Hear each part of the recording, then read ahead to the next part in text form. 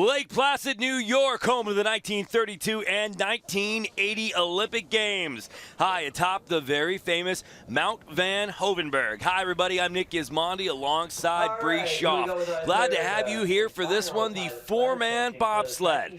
This is the main event. Let's take a look at the track and see what these guys are about to encounter. 20 turns. Bree, take us through it. 20 turns over the course of a while, which means very short transitions. You saw trouble in two-man, now try taking a four-man down. Headed into turn one on Whiteface, you want to make sure that you're early on parallel and coming out just along the left wall. You want to drift right to get on turn two early because turn two has been biting people this week. Turn three, hard left. You've got to wrangle that sled around. There's actually been crashes there as well. Turn four, you want to be high, drop out, gain speed into the Devil's Highway. This is where you get beat around no matter how good you drive. Coming on to 8, you want to be early on there as well. 9, now you can take a breath as you're in big shady 2 across the Lake Placid sign. Want to be just above those lines. Get ready for turn 12. You're going to see sleds fly and flop off of that one down into Benham's Bend. Delicate steer here as you manage the tough chicanes. Bank right, bank left into nice big turn 17. Turn 18 will bite as well. You got to yarn it off that turn in a bobsled. Now you come up into turn 19. I don't think I've ever remembered a turn 19 because you're usually thankful to be down. That is a perspective from Andre Lang, who has the track record of 53.67 here in Lake Placid. A big crowd on hand for this one. The temperatures outside have warmed up. We'll get to that in a moment, but let's take a look at the World Cup standings. No surprise, it is pilot Stephen Holcomb for Team USA driving the night train. High atop this one with 450 points. Maximilian Arndt is in that second spot with 420, and Alexander Zhukov, the Russian, rounds it out in 3. Aside from Steve Holcomb, can he be beat, and if so, by who? You know, this is an interesting race because it's the third race for this weekend. It's definitely going to be a home track advantage because everyone is tired, not just physically, but when you are scared of a track like this, as most foreigners are, you're mentally exhausted. 20 degrees outside right now, winds out of the south at around 2 miles per hour. Should not be a factor. 1 to 2 inches of snow expected still here, so it will continue to come down in intermittent spurts throughout the rest of the afternoon. Here is the start list for the first run. The Canadians will lead things off. Chris Spring will be piloting, followed by Lyndon Rush. Now, these are some very impressive Canadian teams that are kicking things off. Good pushers, good brakemen in those sleds, and you get a look through the rest of the start list here. Holcomb will come midway through the pack.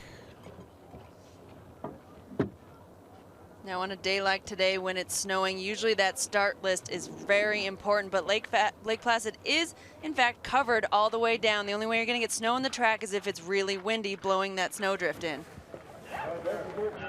All right, so let's head up to the start, and we will kick off the four-man. Now, the ladies' skeleton was delayed considerably early on due to groove problems in the track down at the exit of the grooves at the start. That has been resolved. You see a look here of the Canadians, 5th in the World Cup. Chris Spring driving this sled, the 30-year-old and 2012 Canadian national champion in two-man. Let's see what he's got. Now, we actually had a little bit of a preview of the groove trouble yesterday. Some of the bobsleds were getting pulled right as well. It's tougher to notice, though, because the sled is so heavy. If you pull back, you'll come out just fine. So they weren't able to anticipate that groove trouble leading into the skeleton race today. So this is Chris Spring, Cody Sorensen, Jesse Lumsden, the 2013 World Push Challenge champion, and Ben Copewell.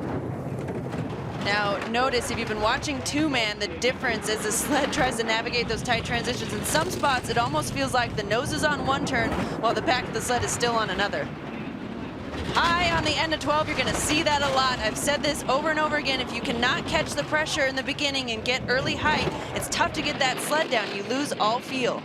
76 miles an hour right now for the Canadians. And to the finish, a 55.21 to set the mark.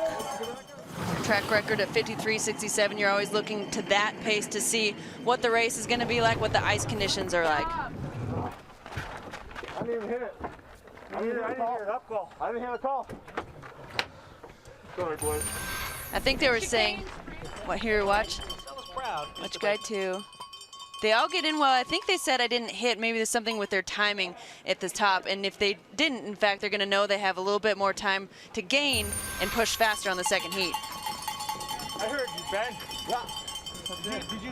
So back up top now for their compatriots, the team piloted by Lyndon Rush, David Bassett, Neville Wright, and Lascelles Brown riding in the second Canadian sled. They will be second off.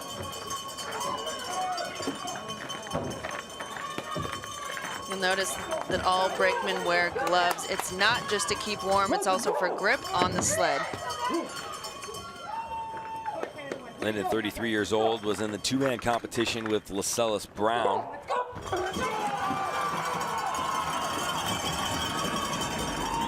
This start. Oh no, oh no, oh. You can see all through turn 1 now, that was an incredible feat getting in that sled after that kind of mishap.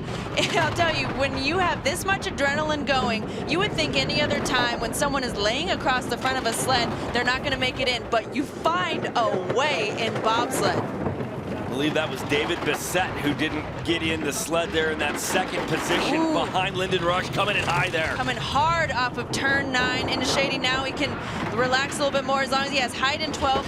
Great 12 there, but a lot of time lost that spot. You can see, especially on a 4-man, the torque when you have a turn and you didn't catch pressure and things go a little squirrely. 4,300's back, 75 miles an hour is the team of Lyndon Rush, David Bassett, Neville Wright, and Lascelles Brown. Coming into the finish here, we're going to get another look at that start. They will finish 7,300's back. Not bad considering they didn't get everyone in the sled right at the top, and it is such a choreography to get in that thing at the very beginning. I mean, we're talking about huge guys trying to go out and perform ballet as they load what's really quite a small sled. And if you haven't done it over and over and over, or if you slip, so you're going to see, of course, driver gets in first, and then you have the 2 guy, he misses. Oh, no. Misses the bunk to step on and load. In the incredible, he gets pulled in by his teammate. It's, you know, save our ship at that point. You want all 4 guys. If they can even get a decent time, then at least you'll get a second run. If you don't have all 4 athletes in the sled when you cross the finish line, you're disqualified. Keeps them going for the World Cup points. Of course, those are important for their, you know, the Olympic game implications. And a close call at the start. Nothing if not thrilling. There's been so much highlight reel stockpiling this weekend. Goodness. All right, team number 3 out of the gate. These are the gentlemen from Great Britain: John James Jackson, Stuart Benson, Bruce Tasker, and Joel Fearon.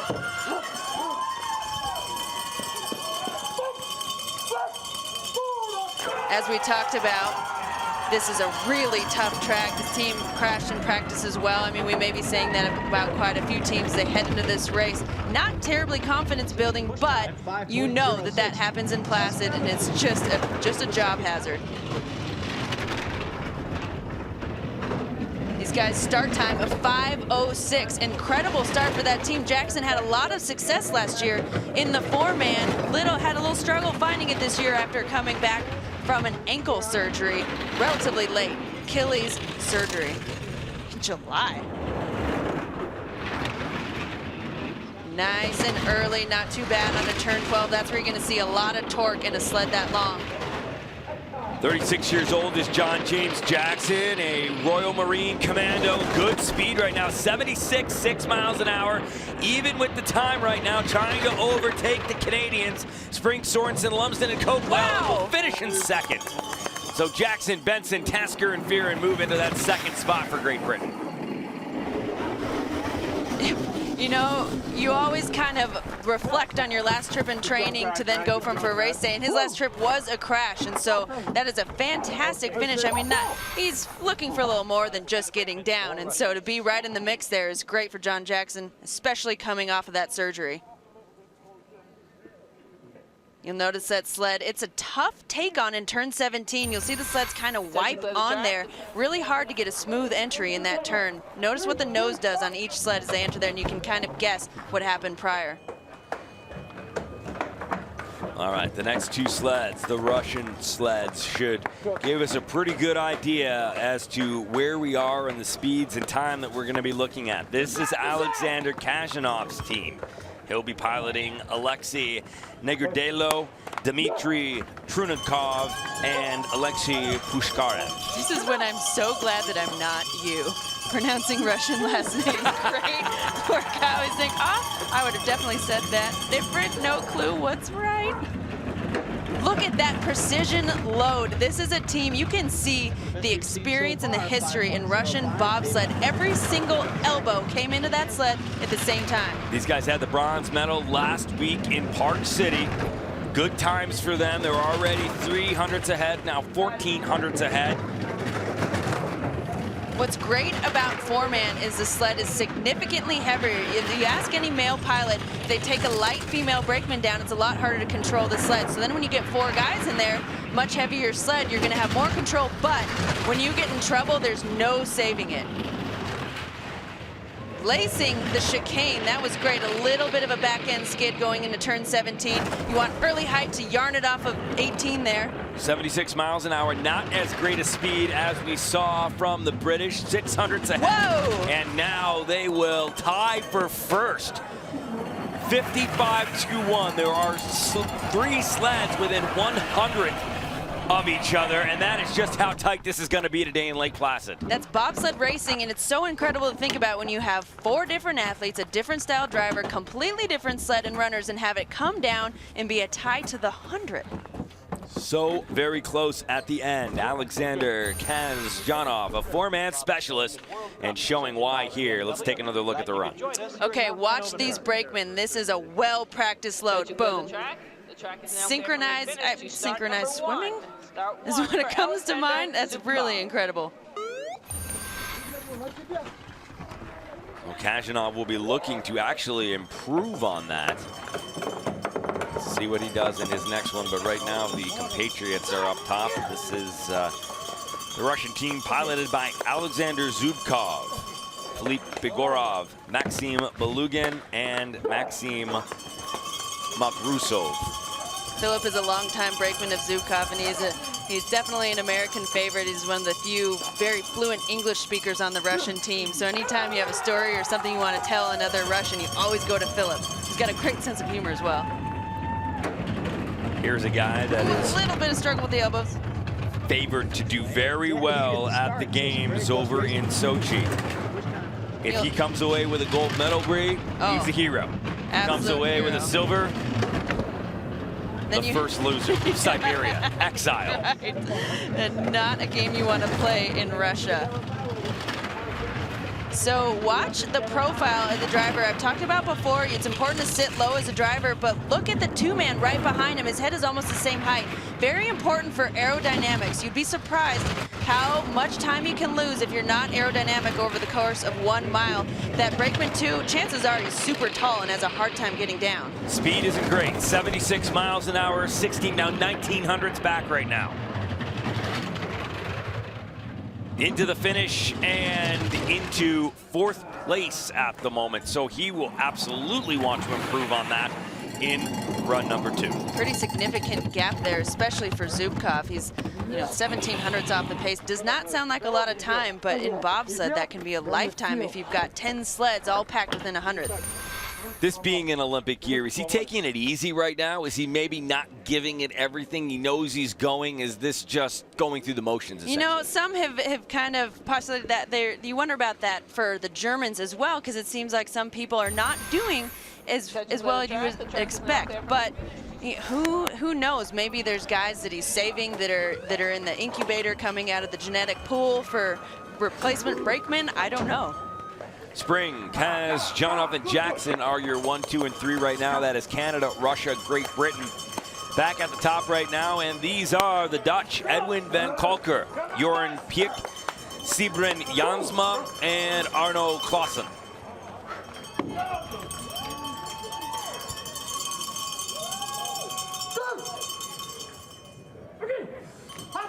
The way way this draw works is you have the top 10 sleds in FIBT overall rank make the top 10 draw, and then your draw is completely random. You can go off anywhere between 1 and 10. After that, it goes by rank in succession from FIBT points.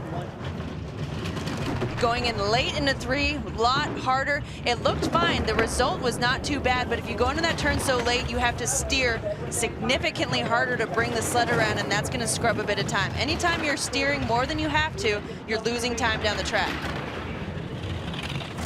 400s back right now are the Dutch. You know what's interesting is watch those lines on their helmets in the center. Those all should, in theory, be lined up. It's a great little point of reference for the viewer to see aerodynamic form if all those lines go straight right there. 76.5 miles an hour, a decent run, decent speed for these guys. They're not too far back. Just 600s now into the finish. Do they catch up? Wow. Well, they move into 4th. So the team of Van Kalker is in that 4th position behind Spring, Kesjanov, and Jackson. So it is Canada, Russia, Great Britain, and the Dutch. Probably his best heat of the year. He does need a top 10 finish to qualify for the Olympic Games. Hasn't had the success this season that he's had in the past, but that was great. 700s off the pace. Coming down out of Benham's Bend with that nice pressure left, barely avoids that wall to come in nearly laced. You can see anytime the runners don't look perfectly parallel, that's what you're seeing, a skid. If a runner is not going straight on the ice, it's going sideways, that's slowing the sled down. Back at the top now, this will be the German team of Maximilian Arndt, Ben Heber, Alexander Rodiger, and Martin Putzi. This is the current reigning world champion. You'll notice that bobsled athletes don't wear bibs like skeleton athletes, so he doesn't get to wear a nice little shirt saying world leader or world champion. The sacrifices they make. Sacrifices. There was a great look. I love seeing that. It's a great look at the D-rings, the inside of the sled. Those 2 little things hanging down in the front, that's what the driver is using to steer. Those are hooked through bungees in a suspension system to pivoting front runners. The only thing that's rotating on that sled is the cowling where you see the split and the front runners that pivot. That's how the driver drives the sled. Maximilian Arndt has been a guy that has always found speed at the bottom of this track. See if he does it here. The 26-year-old trying to drive this team to the top of the podium right now, trying to get up there. An Olympic year ahead now. 800s, and again, another 800s ahead in the split. Really maintaining that lead. That skid he tries to fix. You see the little flick of the runners very late on the 17, shoots it to the roof, but still manages to come off 18 just fine. Second best speed we've seen today, about 77 miles an hour, 76.8 to be exact, and into the lead by 400. Sarnt, Heber, Rodiger, and Putzi are your new leaders. So the Germans are in front, Canada in second, and the Russians slip down to 3rd. Fascinating to see that he only lost 400ths of time. The chicane is lower in the track. You only have a few more turns. A skid like that at the top would really cost you, but he's only 400ths at the bottom. Coming around turn 12 here, you can see the sled floating off the turn. That means he didn't catch the pressure, didn't get the sled sucked down onto the bottom as it would be ideally. Coming through the chicane, there it is, the back of the sled kicks out, and then the front runners, you can see him flick them, trying to get the sled to stop that skid. Now clear from the finish to start 1. So the second German team now up at the start. There are 8 sled down here in Lake Placid. Thomas Florschutz, Ronnie Listner, Kevin Kuski, and Christian Poser. 10th in World Cup points. Florschutz, 35 years old. Was with Kuski in the 2-man. Kuski is just, he's another German institution in the sport. He has been braking a long time, which is quite rare because it's a rough ride back there.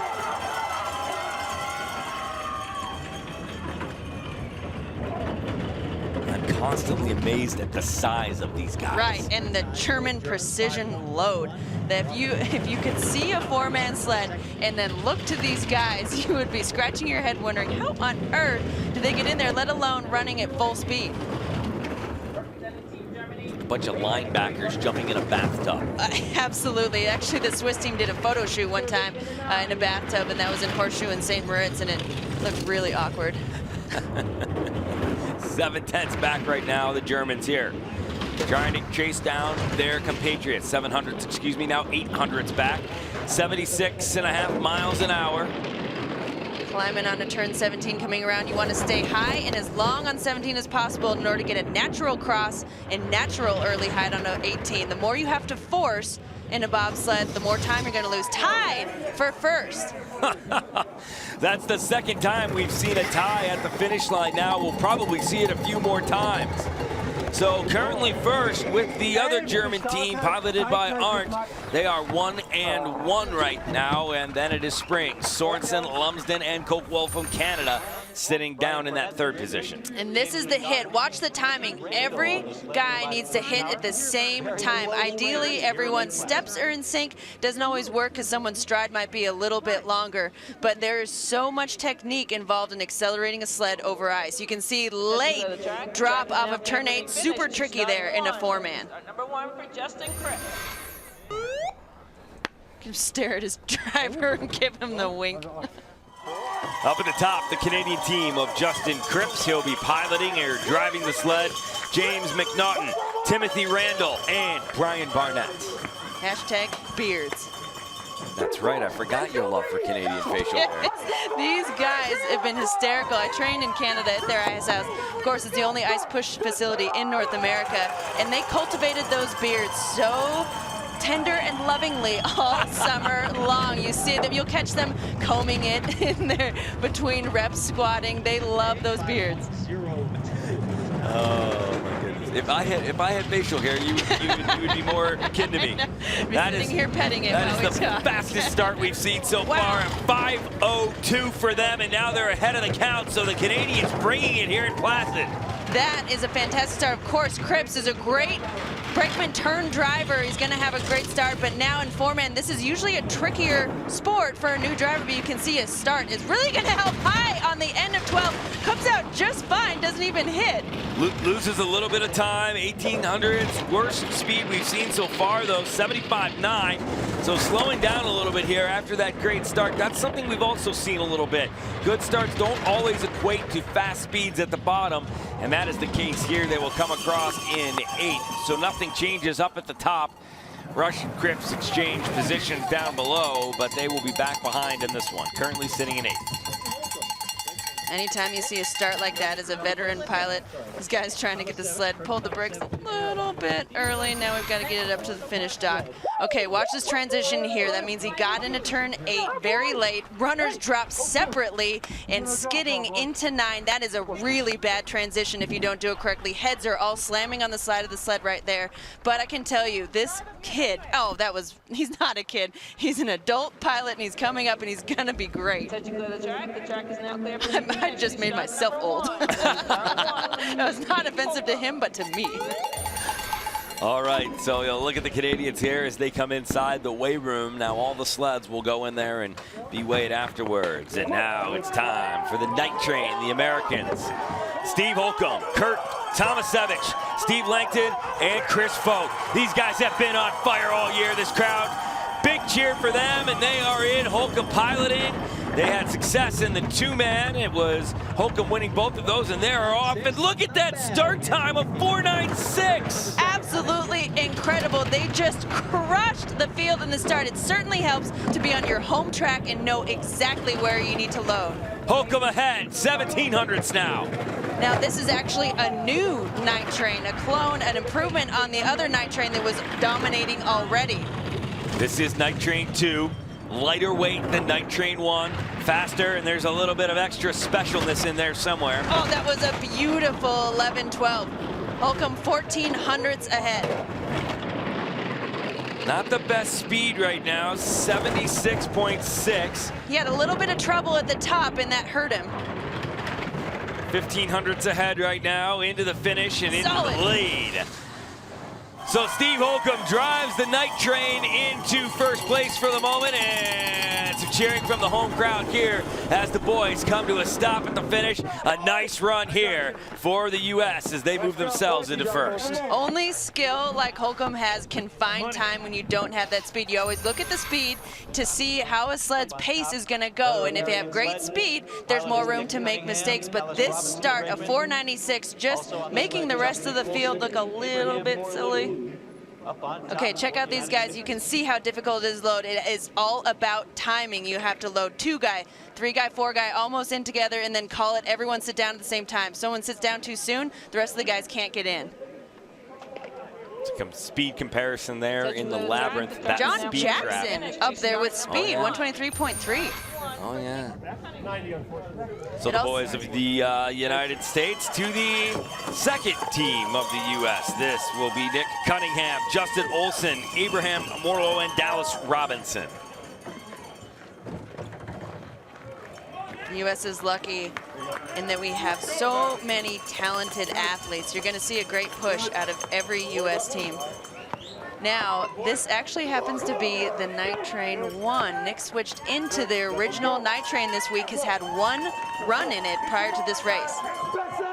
The Bodine Bobsled boys doing a nice job with these Night Trains. I've had a chance to talk and pick the brain of Jeff Bodine a little bit over the course of our time here. What a fantastic guy. He's so passionate about this sport and about what he's doing. Let's see how Cunningham gets off the blocks here. All right. Great load. 5:09, 8th fastest start we've seen. So they're behind already, obviously, after that fast start time by Holcomb. They did switch up their order. He switched a guy to the side that was on the back before, and so the problem is if you don't have a lot of practice, you don't have the efficiency of the push, and that's where you're going to see that start time. The more these guys push in this order, the better their starts are going to get. A little bit early on to turn 8, slamming up turn 9. We're okay, now we're breathing, we're in shady, we get a chance to gather ourselves. He knows he needs to be long on 11, great line through 12 a little bit, hits that take on into 13. Tough to skid through the chicane even when your sled is that heavy. Yeah, having a little bit of difficulty controlling the Night Train 1 here a little bit. 6,500's back. I talked to Nick last night.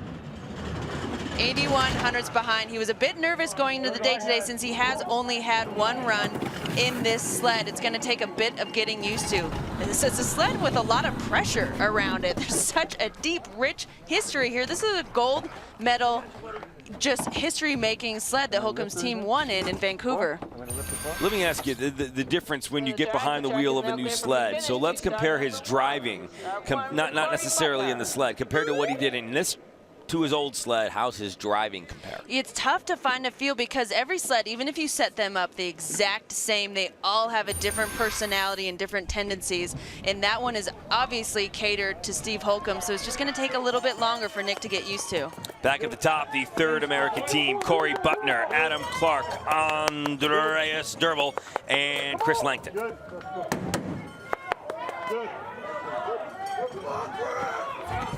These guys looking to make some magic on a home track. You definitely want to take advantage when you have your home track. You know what you're doing. You can be comfortable. They've got their own start house up there, a lot of space. 800's back at the start. But still a great start at 5:04. Third best start. Butner looking really good and stable. That was a great white face. This is the section of the track where, in a 4-man, it gets super tricky. A lot of tight turns. It was one of the better 8-9s coming into turn 10. A little bit low. You see that pressure on the end because he came in a little low. Butner was better in the 2-man than in the 4-man, but has really been coming on as a pilot here. And talk about a little bit of a little bouncing, little sliding. Is that track getting torn up a little bit now after we're 12 sleds deep? Every track can be in perfect condition until you start 4-man training, and then just the impact you see that it's harder to get the sled down. They weigh so much more, and it's starting to beat up the ice. You can see not only the ice itself deteriorate, but a little bit of speed loss. It's not going to be as fast as when you had that spritz right before the race. All right, so the 12 sled down is now sitting in 10th place. Butner, Clark, Dervel, and Langton sitting in 10th. Right now, Holcomb with the mark to beat. He is ahead by just a bit here. 54.97 was his time. Another look here at the run. Came out a little bit early along the right wall of Benham's Bend, turned 14 there, and so he took that nick. And then you never know what's going to break you into a skid. Completely sideways in a four-man is going to slow you down a lot. And so he knows if he can fix that, especially when he goes back and looks at the run and the split times. You look at a timesheet to see where you lost time. He's going to go figure out where to fix. All right, Germany back at the top right now. Francisco Friedrich piloting this one with Alex Mann, Gregor Birnbach, and Thorsten Margis.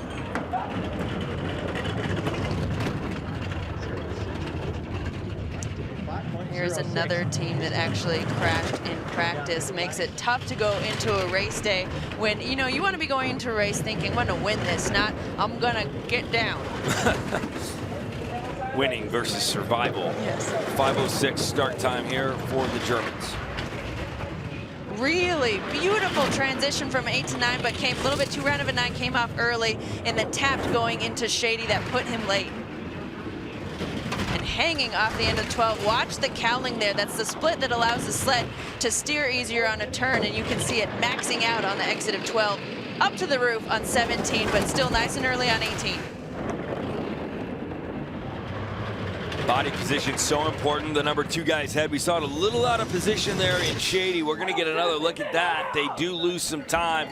4,300s back. The Germans sit in 9th place. So Holcomb and his boys, the Night Train 2, they are your leaders. Arndt is in 2nd. Floor Shoots is currently tied in that 2nd spot. Spring, Sorensen, Lumsden, Coquell down in the 4th spot. Here's another look. Here we see him coming up onto turn 12. Nice early height, but if you don't catch the pressure, you're steering, nothing happens. The sled falls out on the bunks, but still just skates through there. Gets onto 13 quite nicely. Coming around, Benham's Bend. That's what we hear at the track here from the track announcer. Nice right tap, left tap, no problem going in, but that's a very sharp angle. What we can't see is what happens right before when they climb onto 17, and that meant the nose was pointed up into the turn as he got on. The track is now clear from the finish to start 1. Start number 1 for Louis. There are 25 sleds in this first run heat. 20 will advance on to the 2nd run. Bottom 5 will not make it. So in a matter of time here, it's going to start being about making that top 20. Not sure there is anyone else left really in this field that can challenge for a top 3 position. Tough to say. But if you'll notice, I don't know if you saw someone in an Australian jacket cleaning these guys' shoes. That's what's so cool about this sport in the smaller nations. Everyone's going to help each other out. This is the French team. Loic Kosterg, Romain Heinrich, Florent Ribet, and Alain Lefort. Alain Lefort actually pushed for Patrice Herville with the Monaco team last year, switched over to France because Patrice is not doing 4-man, I don't think, anymore. Now, I don't want to start an international incident with this next comment. However, I can tell you that one of my favorite spots in Lake Placid is Nicola's Italian restaurant. Yeah. And the French team has been there every night as well. Really? They're electing to go with the Italian food. Interesting. See if that plays a part in the race. I'm not saying, I am just saying. Loving the pasta. I'm not sure if there is a French restaurant high on the end of 12. He really got in late there. But I'm not sure if there's a restaurant. There is a creperie that I'm not sure they need to discover. We'll point it out to them when they come up to the finish here. They are 4,500s behind, 75 miles an hour now, 6,600s back. These guys are going to be one that are looking to stay in that top 20. They will cross in 13th right now. So a good run for them, a 55.83. And of course, just ahead of Lyndon Rush, who we would have expected to be right up in the standings, but had a very unfortunate mishap at the start. And also, considering the start time, when you have a smaller nation, it's tough to get 3 more brakemen, fantastic athletes. And so with that start time, you can tell that this French driver is really going to be making a name for himself as he gets more and more experience. And as he feeds his brakemen, gets them bigger and stronger. Start number 1. Start 1 for Now watch, he's up and he's steering hard. That's what you do when you're a new pilot. Almost steers it down early into the exit. You do those safety steers when you haven't been to a track very often, and he yarned it, took himself right down into the wall. Back at the top, this is the Italian team: Simone Bertazzo, Francesco Costa, Simone Fontana, and Giorgio Bardini.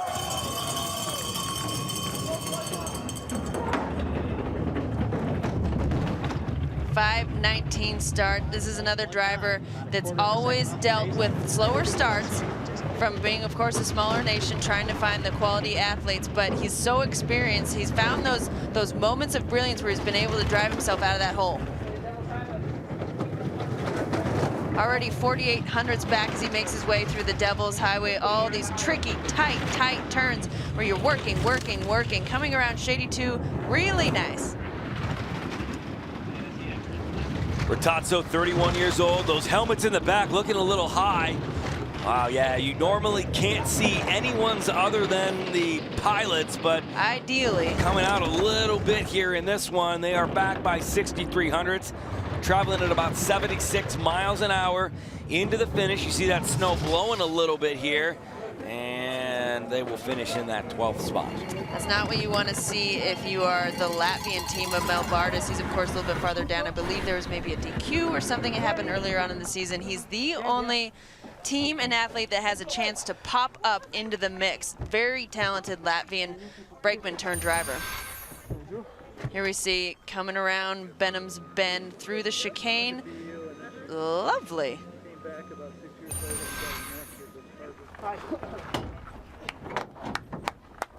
So now back at the top, you get a look at the standings there. Holcomb in the lead with that 54.97. And then Arndt and Floorschutz just a little bit back of that, and the rest of the standings as it goes down on through. But up top, the Japanese team: Hiroshi Suzuki, Toshiki Kuriyawa, Shintaro Sato, and Hisashi Miyazaki. Arigato. Mr. Roboto, not in this sled. An appearance from him later, Breshaw. Potentially a Roboto designed this sled. Japanese, of course, now finally have their own sled building program, as we saw in the two-man. Spikes clear and ready to go at the top. Brakeman a bit padded up. Apparently, maybe they didn't go for comfort, more machine precision.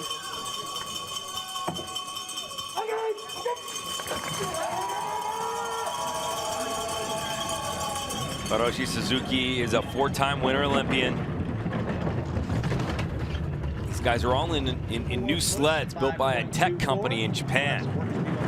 Which is pretty cool, and a lot of times it doesn't necessarily work out for the first couple years. It takes a long time to develop your technology, really test it. It's hard to get a lot of hours of testing done in bobsled, which is why it's so incredible that the US program has come out this year with brand new BMW sleds that obviously are flying. It's just a testament to how brilliant the guys in the team behind that BMW sled program are. Back in the numbers here, 6,700s behind. Here you see him climbing onto 17, coming around. Nicely done here. Into the finish, and just a little under a second back of that. They will finish down in the 15th spot. 9 sleds left to come. The Japanese in 15th. Holcomb set down the time to beat for the moment with Tomasevich, Langton, and Vogt. They are currently sitting in that first position. There's a team that's going to challenge those guys at the start. It's going to be the Latvians. But of course, if you're a newer driver like the Latvian driver is, he's going to be tired. He's been working, trying to stay focused and get down this track. Well, that is quite the segue, Bree, because they are next. Speaking of, Oscars Melbardis up at top. He will be piloting this one, the 25-year-old.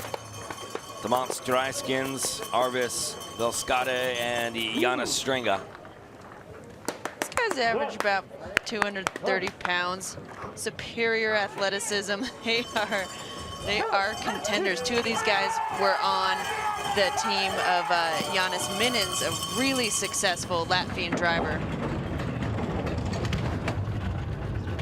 5:01 start, second best start, but still not even close to the night train. It's a little bit of a comparison for you. The biggest, fastest athletes in the United States are typically football players. Right. Well, in Latvia, they're bobsledders, and you're seeing them here. And these guys are famous in Latvia. They take so much pride in bobsled, and it's fun to see just, you know, what it's relatively a smaller nation, and yet they come out here and have always done very well in bobsled. 2400's back now and falling, traveling 76 miles an hour. Oh, he almost had it. He almost laced that chicane, kicked out. And then, of course, when you go into a skid that big, that's not going to help. Falling 3100's back now. And into the finish. They will finish down in the 8th position. Now, middle of the pack per se at the moment. The look on his face said it. The look on the face of the coach said it all. Okay, not bad, not great. But a lot of times when you get to this track, Lake Placid, as a new driver, you just want to get through these races. I can't imagine they were terribly excited to see that there will be 3 races here in Lake Placid this year. There you see the back end of the sled coming out right as he enters into 17. What you can see is it also makes it hard to steer 17 if you don't enter straight. That piece of tape on his helmet, what that's going to do is chances are sometime in the past he hit the front of his cowling and his visor popped up and he couldn't see. From that point on, you always put some insurance. Bree, those look very similar to your hands. High five. I may or may not have had some green paint as I was working on the track earlier. I apologize to the Australian team. That's embarrassing. Heath Spence piloting this one. Garrett Nichols, Duncan Harvey, Lucas Mata. You have any question in terms of where to push? They're going to help. Just follow the green light. These guys are great. They work so hard. Heath works all summer giving passenger rides in Calgary. He's actually been training in Calgary now for some time. Makes his money giving passenger rides in order to fund. He self-funds this bobsled team. A little reach having trouble with the push bar. Oh, gosh. Now they got it in. This is a new 4-man sled for Heath as he really tries to make a statement Olympic year. 5900's back. Heath has a lot of experience on this track. One of the benefits of being a small nation is that the tracks aren't necessarily going to keep you off for fear of you know, beating their home team. And so Heath has been able to get a lot of time in Calgary and in the United States. Traveling 76 miles an hour. We saw that speed trap right there in the labyrinth. You see climbing onto 18, the trickiest spot in bobsled when people are learning this track. Into the finish and across the line. They will sit down in the 18th spot now, about a second back of the mark. Certainly didn't help when the push bar was not cooperating. It helps if it's a 4-man sled and you're a bit heavier. In a 2-man sled, if you had some sort of scenario where someone is reaching out and hammering, taking out a hammer and working on the sled as you go down, it's going to break into a skid. Question is, did Heath hear that and did it distract him? So here we have a little hand, a little puppet hand coming out, trying to get it down. Start 1 beyond Verba. And we're still working on it. Just wrestling that push bar. Hopefully it's not broken. They're going to have their work cut out for them between heats.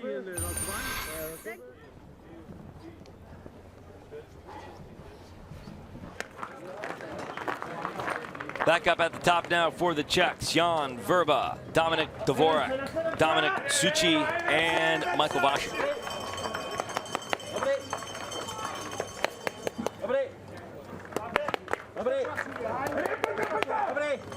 So as you look down the rest of this field, Bree, it's going to be very difficult for anyone else to overtake any of those top spots. So now the battle becomes making it into the 20 to get that second ride. Right. The only person that has had success in the past, you have Gregor Baumann, the Swiss pilot, but he's really been struggling this year. He crashed in one of the 2-man races. And I mean, not only does that hurts, but oh, we see a little slip there, but everyone made it in. It's going to affect their start time, 5:14. Not too bad considering the start times that these guys have posted in the past. Going around turn 3, so difficult to get a sled around that corner, that tight left bank.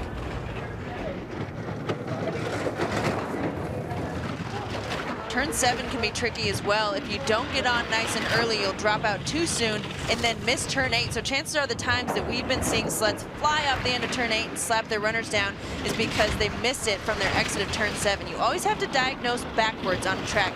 You see a result, you have to figure out what happened prior to that. Kind of like if you have a physical ailment, okay, what can I do? What did I eat? What made my stomach hurt? You're just going right back up the track for those little diagnostics. And across the finish line, 5,600s back of the mark at the moment. They're sitting the 12th spot for the gentleman from the Czech Republic.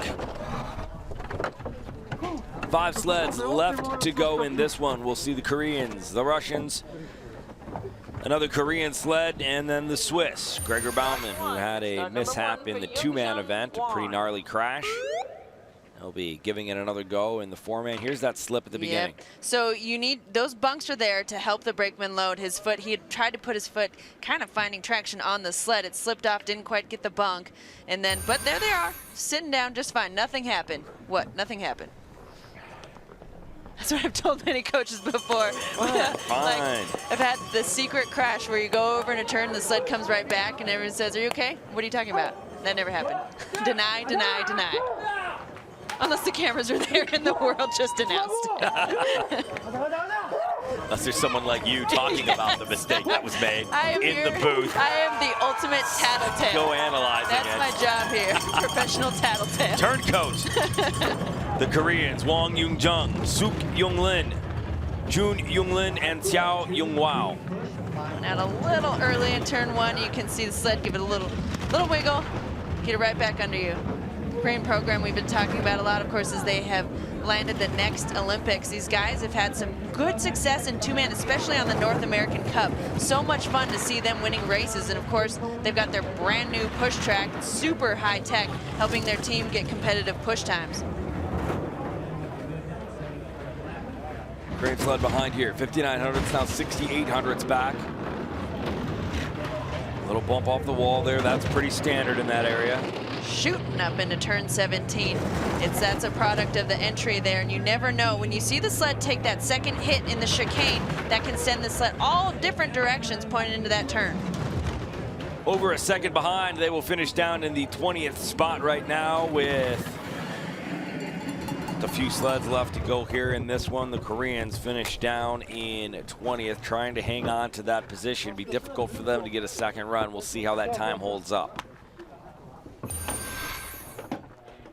Looking into the entrance of 12, it's all about height. You're trying to hang on to 11 very gently in order to then pull it. You'll do, especially these athletes as we go down the list, they're doing a safety steer where you help the sled up onto the turn and then yank it out.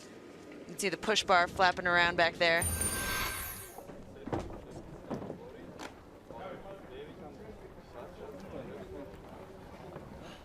Back at the top, this is the Russians.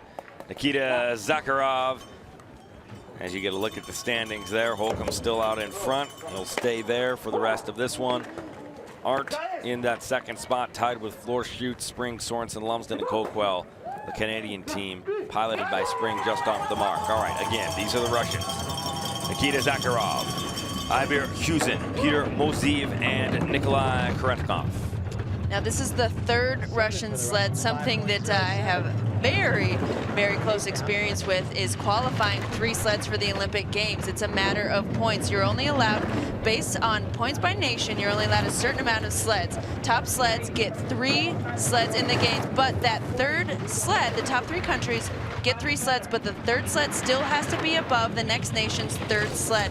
And I had an epic battle Olympic year battling Canada for that 3rd spot going into the Olympics. It came down to one of the last races. We mentioned it before, but the race within the race is oftentimes a little bit more intense than the actual race. Right, the little side race between all these nations that have their separate qualification policies. You need a top 8, you need 2 top 6s. You know, there's so much more going on here than just the broad FIBT World Cup. 2100's back in this one, and hey, how about this? They move themselves into that 4th place position. This is easily Zakharov's best race ever, best heat ever. What a great time for him. It's incredible. We talked and we talked about, oh, no one's gonna do anything. We're hanging out in the back. We're getting casual, kicking back here in the booth, and then boom, Russia 3. Wow. In the mix. Lays down a great time. Let's get another look here at the start and see where he picked up all this time at, but a great run for the Russians. Good news, I also tattle on myself. I have to admit, I was looking at my phone and didn't even notice that this Russian team just made magic happen. Incredible. An incredible run for them, and he's got to be happy with that. He'll get that sled ready because they're going for a second run. Back at the top now for the Koreans. Kim Dong-yoon, Kim Sik, Kim Kyung-young, and Oh Yi-hang.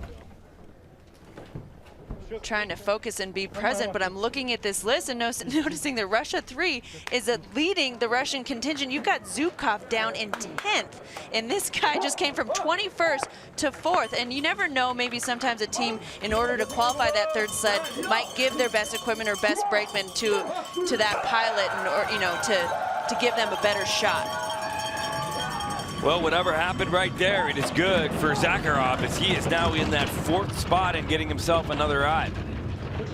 38 start time. At this point, when you're a smaller nation like Korea and you're learning, these guys haven't been driving all that long, you know, start time is really irrelevant. It's all about just getting better and better every day. How much are you improving? As long as you are learning every day, you're having a good day. Sometimes those lessons hurt, but hopefully then you learn, even then something comes out of it and you will never forget. All in all, having a pretty clean run. Of course, what's holding it back is that start time. I'll tap right, tap left in the chicane, no big deal. Ooh, a little early on the 18, that made me a little bit nervous. You saw some height on the end there. That transition gets so tough. One of the scariest things is to come out of 17, hit left, and then miss the entrance of 18, because chances are you will skyrocket off the end. And I have felt the silence of airtime there before. Of course, it was in driver school when I was sitting in the back of a sled, and my friend Julie Childress, who was trying to drive, and shouting, "Hang on, Bree, hang on," as you feel the deafening silence of floating before you hit. Track is now clear from the finish to start 1 for Gregor. I can't imagine what that feeling must be like. I don't even want to think about it. So that move right there knocks his teammate off and down. So right now, both of the Korean teams not in the mix. They are 21 and 22. So we will go back up to the start now for Gregor Baumann. He'll be piloting this Swiss team with Patrick Blockliger, Fabio Baudron, and Thomas Amrain. Right now, Heath Spence from Australia on the bubble. Well, I'm not going to jinx this, but I will say that Gregor had a difficult ride, to say the least, in the two-man. Yes, he did, and he's had a lot of experience here. He came to the FIBT driving school. He started here from day one, but I mean, when you have something like that happen, leading into your races and then in a race, it really shakes you up. And here now you're in a four-man that's even harder to drive. Now he's breaking into a skid. This is getting his heart rate going. Hopefully he can calm himself down right now and give himself the confidence he needs to pilot the sled down the track safely. Overthinking it, 2 crashes already. Let's see if he can keep this sled on its rails. Half a second back. Great line through Shady. Taking that tap, release his steer a little bit soon. Then you see the pressure suck him back over and tap the wall. Nice 12. Down here, little tap. Those are standard. Pretty much have been seeing that the whole time. 5400s back for the Swiss. He's looking okay here. Yep. Got on and off 18 nicely. It's hard because he's someone that really can be successful, but now, you know, he's put himself in a position where he's surviving this weekend, and, you know, you want to be competing, not surviving. Yeah, you know, that's a great point. What you just said there, I think, is a really perfect way of saying that. It's not about surviving at this level, it's about competing, and that's something that you have to keep an eye out for. That's for sure. But he does survive in this one and is in 14th. For the United States. See, breaking into a skid there, trying to straighten it out. It can be really hard coming out of turn 1 you get a little pressure on the end, and especially when any little thing like you see there coming out of 2 will put the sled sideways. So Gregor's run has changed things up down at the bottom. Spence is now out with his Australian teammates, and it is the Canadians, Rush, Bissett, Wright, and Brown who are on the bubble in the 20th spot. as we go back up to the top for the Romanian sled. And there are 2 more to go. This and one other one. Nicolae Estrade, Donat Stancu, Emil Peptia, and Florin Krasuan.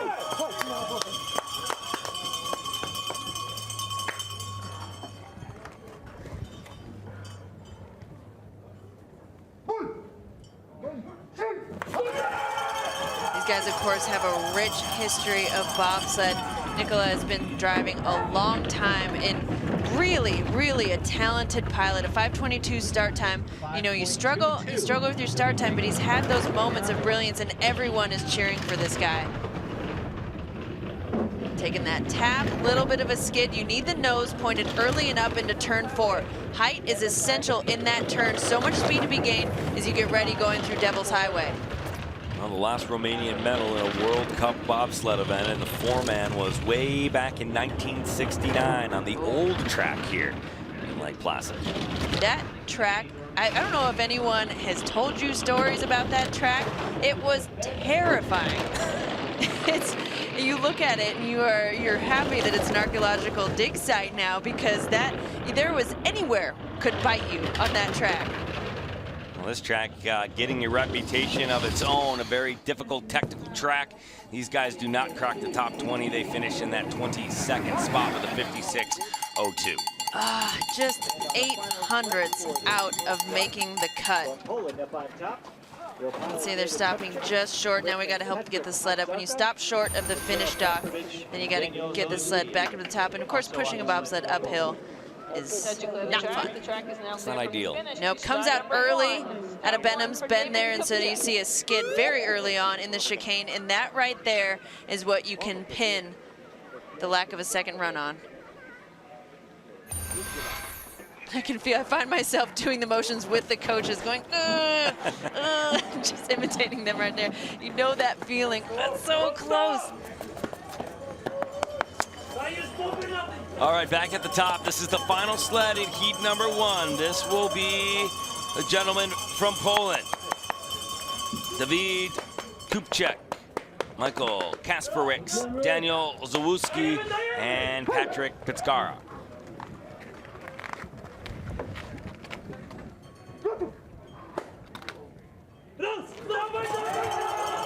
Kupchak has already had a bit of trouble this year with a crash in Calgary early on. 5:30. It's going to be hard to come back from, but it is still faster than the Korean team that's right now in last position. It just said, well, that basically said at least he's not last. Sorry, Kupchak. Oh, coming in late on 8, that's where he saw it. So if you drop out of 7, that means you can't get the sled over and onto turn 8, and you fly straight to the exit. 6,300s back. You can see how rumbly that track is now. You don't want to slide after 4-man day. It just tears the ice up. And of course, the track crew unable to get in the track and fix it during race. It's race protocol. They can only touch the track if there's a big problem or snow. Across the line and into 17th, so they will get a second run. A nice job there by them, and that bounces out. Lyndon Rush does not make the cut, so the Canadian finds himself outside of the numbers, as do the Australians, Spence, Nichols, Harvey, and Mata, the Romanians, and both Korean teams. That's really quite a good finish for Kupchak. I think he's going to be happy with that. Oh, high on the end of 12, but he manages it pretty well. Kupchak's a great driver, and you know, you want to see someone get a shot. He's had good finishes at his home track in Koenigsee, where he spent a lot of time. It's hard when you don't have a program like the United States or a pilot like Steve Holcomb dominating the field. He is in first place after run number 1, a 54.97, and the night train keeps on chugging along. Steve Holcomb comes out of the gate with an incredibly fast start, the fastest all day, a 4.96, a little help from his friends Tomasevich, Langton, and Fote, and crosses the line in the lead after heat number 1. High fives and head pats all around as the night train 2 pulls into the station and into the lead. A 54.97 for them, and a very good run for Steve Holcomb and the boys. Oh yeah, these guys are doing great. Times like that, I wish I had a little hole in the glass here so I could reach out and join in the high five action. After the first heat, Steve Holcomb is your leader. Maximilian Arndt from Germany and Thomas Florschutz, his compatriot, 200ths back in that second position. Nikita Zakharov down in fourth, and the rest plays out from there. Corey Butner from the U.S. in that 15th spot, 6,500ths off the mark. And that sets up our second heat. Predictions, Brishoff. Well, you've got some great races on your hands. How many ties we've got? We've got at least a couple exact ties to the hundredths, and so that's going to be so much fun to watch. Something's got to happen.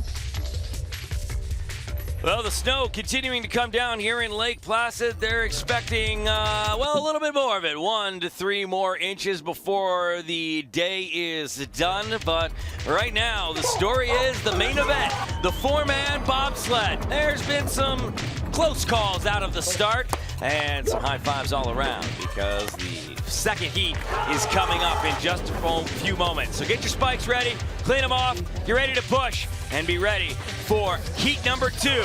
We've got that coming up in Lake Placid when we come back. But right now, it is Steve Holcomb and the Night Train boys who are out in front. For Bree Shaw, I'm Nick Gismondi. We'll see you next time. So long from Placid. 90, unfortunately. 90.